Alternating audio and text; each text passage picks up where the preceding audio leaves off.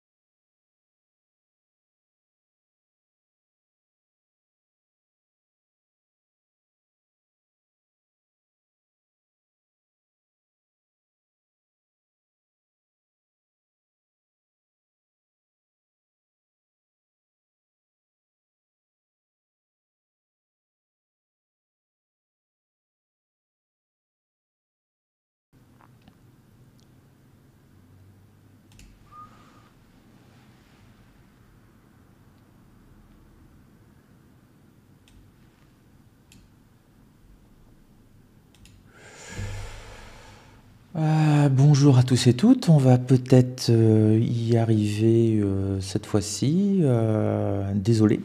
J'ai déjà tourné le Good Morning Trading à 7h, 7h30. Il est 8h13, donc c'est juste la troisième fois. Je vis un jour sans fin. Là, tiens, je tiens à vous dire, jamais 203. Donc là, on est au numéro 3. J'attends juste qu'on me dise si vous m'entendez, si vous me voyez. Et je vais vous répéter la même chose que j'ai essayé de vous dire depuis à peu près 1h15, hein, comme quoi il faut toujours s'accrocher et jamais désespérer. Donc, prise numéro 3, un jour sans fin, c'est parti. Donc, bonjour à tous et toutes, bienvenue au Good Morning Trading. Nous sommes toujours le 27 avril 2022. Si ça continue, on sera bientôt le 28 avril. Donc le 27 avril 2022, je vais le faire beaucoup plus rapidement parce que du coup, je suis méga super à la bourre. Si je voulais vous faire le Good Morning Trading à 7h, c'est que j'ai des obligations. Il faut que je décolle absolument à 8h30 puisque c'est formidable. J'ai mon anniversaire samedi, j'aurai 48 ans ou le vieux. Et on m'a payé un cours de cuisine aujourd'hui pour une journée dans un restaurant étoilé pour apprendre enfin à cuire un œuf. Donc ça, c'est super. J'ai juste appris à 6h du matin. C'est un vrai cadeau. Mais personne n'imagine que je peux avoir quelques obligations, notamment avec vous, au moins morales, pour faire le Good Morning Trading, même si c'est gratuit. Donc, je vais essayer de tout résumer en 15 minutes, ce que j'avais expliqué en une demi-heure. Pour les gens de mon école, j'avais déjà préenregistré le Good Morning Trading Premium. Donc, vous l'avez, regardez-le, il est très important. Je vous donne des trucs techniques. Et puis, on va essayer de faire le Good Morning Trading classique. Je pense qu'il y a l'image, le son. Je sais pas pourquoi, vraiment tout fonctionnait bien et c'est dommage, je vous ai donné les secrets de l'univers, mais là j'ai pu avoir le temps de vous les donner, hein, vraiment à 8h30 il faut que je décolle, sinon je vais arriver en retard à mon cours de cuisine et je vais me faire engueuler par le chef. On attaque, alors j'essaie juste de retrouver un peu tout ce que je voulais vous dire à l'origine. Donc les marchés, on a fait un plouf sur le Nasdaq. Alors j'ai énormément insisté pour vous dire que l'enfant faible de la bande, c'est le Nasdaq en ce moment, parce que dès qu'on a des montées des taux, les valeurs technologiques, ça va pas bien du tout pour elles. C'est pour ça que c'est de tous les indices, avec le Russell 2000, ça on y reviendra, c'est celui qui se prend la plus grosse claque, puisque là il est en train de lutter pour préserver, tout fonctionne, merci, pour préserver le plus bas du mois précédent. Sur le Nasdaq, on a même eu un petit rebond, et cette méchante bougie que l'on a eue, ce sont les résultats. J'insiste toujours sur l'importance des résultats. On a eu Alphabet, Microsoft, ça n'a pas plu, poum, on s'est mis à baisser, rebond. Pour la version premium, vous regarderez, j'analyse en détail le rebond et comment les choper, ce genre de truc. Mais ce qui est super super intéressant, c'est que les résultats d'Alphabet et de Microsoft ne sont pas catastrophiques. Et c'est vraiment là où je veux insister dans les 14 minutes qui me restent avec vous. C'est sur ce fait-là, on a des résultats d'entreprises américaines qui sont plutôt bons. Je vous prends juste sur le S&P 500, on a déjà 134 valeurs qui ont donné leurs résultats. Sur ces 134 valeurs, on en a 80,6%, c'est extrêmement précis, qui ont battu le consensus des investisseurs. Donc des résultats supérieurs aux attentes du marché. Et malgré des résultats supérieurs, très supérieurs à l'attente des marchés, on baisse. Donc on se retrouve avec une situation qui est, j'allais dire, très claire, très nette. Bon résultat d'entreprise, on baisse. Je ne vous dis pas si on avait des mauvais résultats d'entreprise, ce qui se passerait, d'autant plus sur le Nasdaq. On a Apple qui sort aujourd'hui, on a Amazon derrière, etc. Donc imaginons qu'Apple donne de mauvais résultats, on peut aller vraiment bas sur le Nasdaq. Là, il essaye de, entre guillemets, sauver les meubles avec son rebond sur le plus bas du mois précédent et rester au contact des 13 000. Là, c'est vraiment sa zone de défense, puisqu'on est sur les plus bas d'il y a 2 mois à peu près. Ici, voilà, du 24 février, on est le 27 avril, donc on est sur les plus bas, mars-avril, de 2 mois, c'est bien ça. Donc là, il y a un énorme enjeu qui se passe, qui est plutôt en terrain négatif. Alors pourquoi on baisse autant ? On a l'augmentation de l'inflation, ça c'est clair et net. J'ai l'impression d'avoir dit déjà 50 fois, dont au moins 3 fois aujourd'hui. Mais surtout, là, ce qui pose le plus de problèmes quand on regarde les nouvelles outre-Atlantique, les news, les dépêches et les analyses des gérants, ce qui pèse le plus en fait, c'est l'inquiétude. Alors pas sur l'Ukraine. Je pense qu'on a la moitié qui ne savent même pas situer l'Ukraine sur une carte. C'est ce qui se passe en Chine. En Chine, ils ont très peur d'un reconfinement massif, entre guillemets, de la Chine, parce qu'ils sont en mode de politique zéro Covid. Il y a eu 19 cas à Shanghai, et là, du coup, ils sont en train de tester 26 millions d'habitants.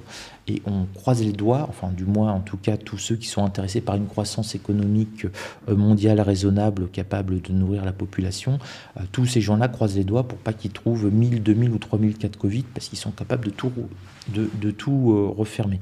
Donc c'est surtout ça, ce sont ces inquiétudes sur la Chine, parce que s'ils se remettent à reconfiner, je vous rappelle que c'est quand même c'est l'usine du monde, donc on peut se retrouver à nouveau avec des entreprises qui vont avoir des problèmes d'approvisionnement, les semi-conducteurs, les entreprises automobiles qui vont être perturbées, etc. etc. C'est ce que l'on craint, c'est que ça se mette à gripper l'économie mondiale qui n'en a pas besoin. Alors, entre parenthèses, c'est pour ça que c'est très pervers la situation dans laquelle on est extrêmement compliquée. Si ça grippe, l'inflation pourrait baisser. Et donc du coup, les valeurs technologiques, c'est plutôt bien pour elles. Voilà, on ne sait pas trop en fait où on en est, et tout le monde est un petit peu sur le qui-vive, sur la défensive. Voilà, on n'a pas de situation claire, nette, et ça, on le prouve, on le voit en ce moment avec la saison des résultats des entreprises qui sont bons. 80% qui battent le consensus. On devrait monter en temps normal, mais là, non, on ne monte pas. On baisse, on est sur les plus bas il y a 2 mois avec des résultats d'entreprise qui sont largement meilleurs, aussi bons, même supérieurs qu'au premier trimestre. On devrait être plus haut, on devrait être au moins sur les 15 000, voire 15 500, 16 000 sur le Dow Jones. Non, on essaye de sauver le soldat 13 000. Donc ça vous montre vraiment qu'il y a cette pression très forte liée à la situation en Chine, liée à l'inflation. Et la moindre déclaration, ça fait remonter ou baisser les cours. Là, on a normalement une tentative de rebond qui est en cours pour sauver les 13 000. Et puis on a eu ici, on le voit très bien, des achats à bon compte sur le Nasdaq, parce que des bons résultats, les cours s'effondrent. Bon, vous avez des gens qui ont quand même un petit peu chargé sur le Nasdaq. Alphabet, c'est Google, c'est YouTube, voilà, il n'y a pas de concurrence directe pour eux, donc voilà, c'est des entreprises, ils vont supporter, même s'il y a un petit peu d'inflation. Donc les investisseurs ont l'air, en tout cas, sur les valeurs américaines, de revenir dessus. Donc on est vraiment en dents de scie hein. C'est ça qui est assez impressionnant. On a un mardi, on explose plein nord. On a un mercredi où on s'effondre, où on casse les plus bas. Et là, on a un jeudi, on ne sait pas trop. Pour le moment, on est sur une phase de rebond qui peut être violente, hein. On peut revenir sur le plus bas de la semaine précédente. On peut se refaire 200 points comme à rien sur le Nasdaq. Ça va dépendre des résultats qui tombent. Et là, on a des poids lourds. Vous pouvez aller sur le site Andil. J'ai mis la saison des résultats pour toute la semaine avec toutes les entreprises qui tombent une par une. Donc on a fait un gros plouf, mais j'ai appelé ça un plouf raisonnable parce qu'on s'est repris et on n'a pas eu de vent du tout, de panique, et c'est ça qui est le plus intéressant. Je scanne rapidement les marchés, je suis désolé, je dois faire en 10 minutes ce que je vous avais fait 2 fois en une demi-heure. Et puis là, très honnêtement, un petit peu marre. J'ai été prof, j'ai répété souvent les cours, mais rarement 3 fois d'affilée le même cours. Donc voilà, c'est un petit peu fatigant. Donc rebond sur le CAC 40. Ce qui est intéressant, c'est le support 1S qui a maintenu. Son objectif, c'est d'aller rechercher, se raccrocher au point pivot mensuel. Il peut le faire, ça va dépendre bien sûr des résultats d'entreprise, mais voilà, pour sauver son point pivot mensuel, c'est vraiment le moment crucial pour le CAC 40. Pour le DAX, on a eu un petit rebond. On était au moment où je vous ai fait les premiers good morning trading à 13 750. Je vous ai dit que vous pouvez peut-être aller progresser pour aller chercher le support 1S et puis pourquoi pas le point pivot mensuel qui serait l'objectif. Depuis, on a repris 25 points, donc je vais continuer un petit peu sur cette idée, d'autant plus là, en une heure, on a peut-être un croisement sur la MACD, donc on pourrait avoir un petit signal haussier.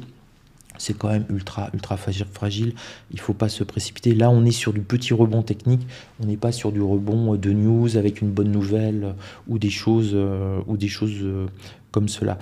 Sur l'Eurostock, aussi rebond. Alors l'Eurostock, par rapport au DAX, il est beaucoup plus protégé puisqu'on a la zone des 3006 plus ici un super support mensuel, la middle S1 mensuelle. Donc si on a une vague de baisse sur l'Eurostock, on a tout ça pour le stabiliser et pour le faire rebondir. Donc entre guillemets, c'est plus rassurant d'être sur l'Eurostock parce que si sa baisse devrait être limitée en tout cas à cette zone, tandis que si on baisse sur le DAX 40, on pourra aller chercher beaucoup plus bas les 13 500. Mais pour le moment, c'est pas le scénario privilégié en tout cas ce matin. Sur le Dow Jones, très intéressant, on a préservé les 33 000 points sur le Dow Jones et on a réintégré, on est en phase de réintégration de la middle SA mensuelle. C'est super important qu'on la réintègre et pour les gens de mon école, vous allez comprendre en regardant la vidéo premium que je vous ai enregistrée. C'est ultra important, il faut au moins qu'on le touche, qu'on se stabilise dessus. C'est l'enjeu crucial là de la matinée pour le Dow Jones. Pour notre ami le Nasdaq, je regarde l'heure, il faut que j'aille. Je viens de le faire, voilà, il a encore accéléré, on est quasiment au contact des 13 100. Là, on a des achats à bon compte, hein, parce qu'on peut pas faire baisser autant du Google, autant du Microsoft, alors qu'on sait que ils seront toujours leaders. Aussi, autre chose sur le Dow Jones, on a General Electric qui a perdu 10% hier, pour vous montrer quand même qu'on est dans un climat, on va dire, anxieux. Ils n'ont pas fait des pertes du tout, ils ont juste précisé que par rapport à leurs bénéfices annuels qu'ils avaient estimés, ils seraient plutôt dans la fourchette basse parce qu'ils sont prudents, notamment avec ce qui se passe en Chine, etc. Donc ils n'ont pas fait un profit warning et ils ont fait moins 10%. Ils ont juste dit on va gagner moins d'argent, on va en gagner dans la fourchette basse. Cette année, ils ont fait moins 10%. Imaginez un profit warning, il serait à moins 30 peut-être. Donc c'est énorme pour une entreprise comme General Electric de perdre moins 10%. C'est l'équivalent, on le voit vraiment cette nervosité. On a par exemple, on a vu Netflix, ils perdent 30%, ils ont été massacrés parce qu'ils ont perdu un petit peu des clients, ce qui est tout à fait normal puisqu'on est sur une fin de cycle pour ce type d'entreprise. Quand vous lancez un nouveau produit, vous avez plein de clients, c'est normal, mais là maintenant on atteint au niveau de la classe moyenne des pays occidentaux et divers, tout le monde a plus ou moins un abonnement Netflix, un abonnement Amazon Prime qui a été offert par Amazon ou qu'on a payé rien du tout. Je ne sais même pas si je le paye d'ailleurs. J'en sais rien du tout. Oui, c'est quand même grave, hein. J'ai un truc, je sais même pas si je le paye tous les mois. Je sais pas. En tout cas, Netflix, oui, ça je sais que je le paye. Mais voilà, quand vous êtes à 90%, c'est ce qu'on appelle une saturation du marché. Donc, vous pouvez pas aller chercher de nouveaux consommateurs. Il faut juste espérer que vous avez classe moyenne inférieure, notamment dans les pays tels que la Chine ou l'Inde, qui se remet à monter, qui peut se mettre à payer un abonnement Netflix. Mais si vous voulez, c'est comme pour les mines d'Opale, excellente série que j'adore sur RMC Découverte. À un moment, la mine, elle est un petit peu épuisée. Donc là, c'est un petit peu ce qui se passe. Et donc, on arrive... C'est ce qui donne un petit peu l'idée qu'on est sur peut-être un fin de cycle technologique pour certaines valeurs, comme Netflix, ce qui explique aussi que le Nasdaq, il a eu 12 années de folie, c'était foufou, hein, de folie exubérante sur le Nasdaq. Maintenant, ça redevient un petit peu plus sérieux. Il faut absolument que je vous parle, et là, je me sauve. La troisième prise est toujours la bonne, hein, visiblement. Ouais, ça fonctionne.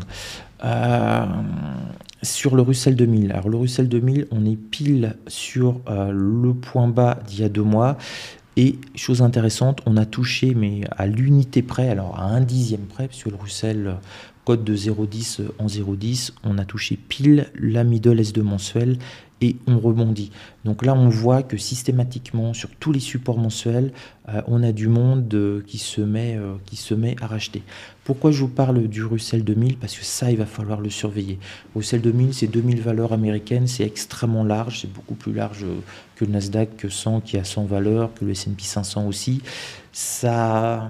Ce sont des valeurs, des entreprises qui sont beaucoup plus fragiles, donc beaucoup plus sensibles aux aléas, notamment de l'inflation, de la consommation, etc., de la demande et de l'offre. Elles n'ont pas forcément des trésors de guerre qui leur permettent de tenir des années et des années. Donc ça, il faut vraiment surveiller le Russell 2000. Je vous l'avais signalé dès le mois de novembre, qui baissait, que c'était peut-être précurseur.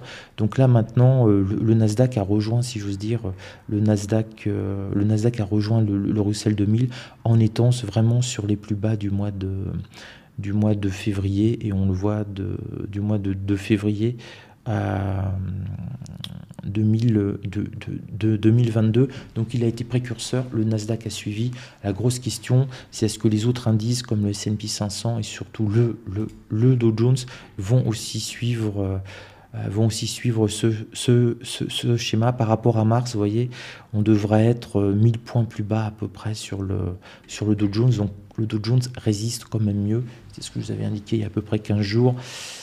Celui qui résiste le mieux, c'est les valeurs industrielles, et ceux qui souffrent le plus, c'est les valeurs technologiques. On le voit encore. Voilà, il faut vraiment que je vous laisse. Je fonce à mon cours de cuisine. Youpi Youpla. N'hésitez pas à vous abonner à la chaîne YouTube, à mettre des petits likes, et à partir, donc je fête mon anniversaire le 30, le 1er mai je travaille comme un fou parce que c'est la fête du travail, c'est le but, hein, la fête du travail, on travaille beaucoup plus. J'ai dit une bêtise là? Je sais pas. Et le 2 mai, on est parti pour le nouveau Andlil, avec 150 webinaires de programmés. Vous aurez la liste et on va se régaler pour toute l'année. 2022, c'est un nouveau départ pour 10 ans. Voilà, c'est une nouvelle décennie qui commence et on va bien s'amuser. Sur ce, je vous embrasse, soyez super prudents sur les marchés. Faites attention aux publications des entreprises. On a encore Amazon, on a Apple aujourd'hui qui vont tomber. Et ça secoue. Quoi qu'il arrive, on sait que ça va secouer. Et on l'a vu hier avec Microsoft et Alphabet. Donc